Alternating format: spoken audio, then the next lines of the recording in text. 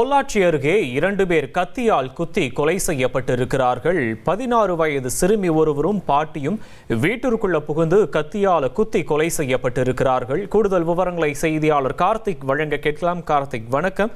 எதற்காக இந்த கொலை நடந்தது, யாரு பண்ணா, முதற்கட்ட தகவலை சொல்லலாம் கார்த்திக். வணக்கம். கோவை மாவட்டம் பொள்ளாச்சி அடுத்த கொண்டே கவுண்டம் பாளையம் பகுதியைச் சேர்ந்த பூபதி கலையரசி இவர்களுக்கு 2 மகள்கள் இருக்காங்க.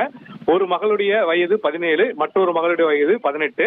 இந்த சூழல்ல இன்று அவருடைய வீட்டுல பாத்தீங்கன்னா அவருடைய மனைவி கலையரசி, 2 மகள்கள் மற்றும் அவருடைய பாட்டி மயிலாத்தல் ஆகியோர் 4 பேர் உள்ள வந்திருக்காங்க.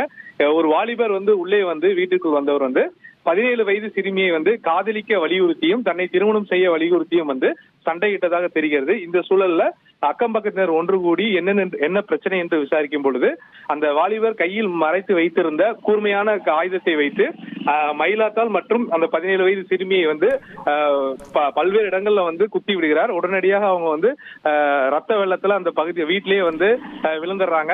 இதை தடுக்க சென்ற அந்த 18 வயது சிறுமியையும் நபர் குற்றுகிறார். குத்திவிட்டு உடனே அங்கிருந்து தப்பித்து சென்றுகிறார்.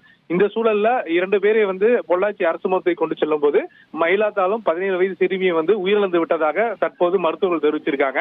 அது மட்டும் இல்லாமல் அதை தடுக்க சென்ற அவருடைய அக்காவுக்கும் கை மற்றும் முதுகு போன்ற பகுதிகளில் காயம் ஏற்பட்டு அவரும் பொள்ளாச்சி அரசு மருத்துவத்தில் சிகிச்சை பெற்று வராங்க.